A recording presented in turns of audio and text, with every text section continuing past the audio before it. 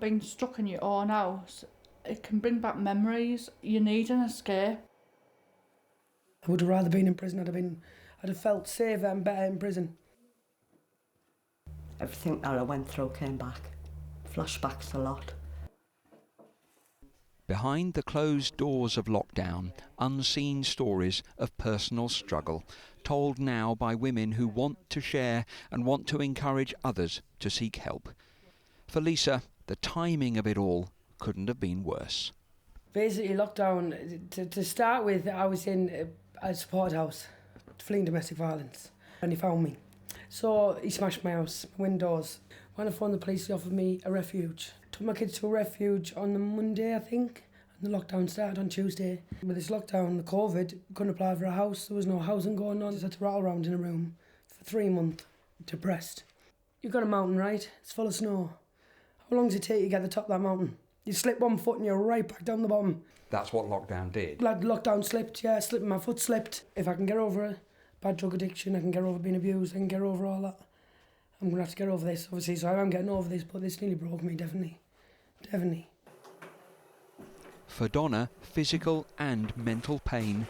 Lockdown meant she couldn't get help with a neck and back problem and felt she'd lost the control she'd worked so hard to rebuild.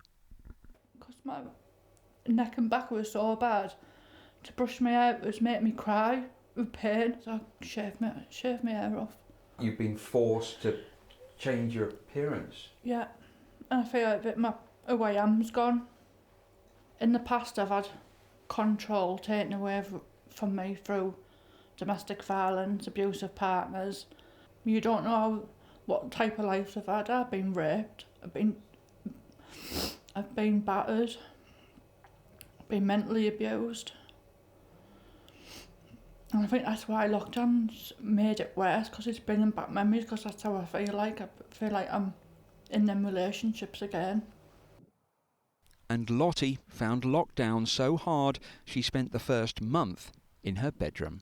Just stayed in my pyjamas, lost a load of weight, lost a stone, because I was that worried, that stressed. The domestic violence, the mental torture, everything just came back. Laid there, you're thinking about it all the time when you just laid there, because you've got nothing else to do, because you've done everything. And when you laid there, everything comes back. And this room as well is where the mental abuse was as well. So that was coming back, and I couldn't bear to be there, you know what I mean? And so in the end, I just didn't want to be here anymore. I'm only telling you this now, I've never told anybody, but I'm telling you the truth. I wanted to kill myself.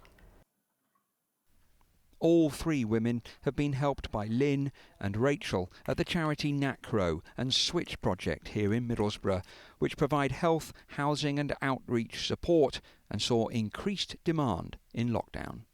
There's people furloughed from work, you've got people that aren't working as well, and they're all in that house at home. Women can't leave to go out to meet their friends, to go to different projects, and it's all like a pressure cooker building up in that house. The ladies, they're just lost at the moment. They're now worrying about a second wave. We seem to have gone back to square one, so we're literally looking at ways in which we can rebuild. Despite the extra recent challenges, their help is making a life-changing difference. I'm out with domestic violence, finally got out of there, finally started the future, past is in the past. Don't let it beat you. There's light at the end of the tunnel. I'm not going to let anything hold me back anymore. Why should I? Life's for living.